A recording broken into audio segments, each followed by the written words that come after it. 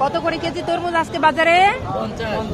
50 করে। দেখো লাল টকটকে, ওরে বাপরে বাপরে, এত লাল, রং টং মারো নাই তো? ছোট ছোট তরমুজ, তরমুজগুলো কিন্তু বেশি বড় না। তো আমি একটা নিলাম, এটার ওজন কত হয়েছে? 3 কেজি। 3 কেজি। আচ্ছা, লাল না হইলে কিন্তু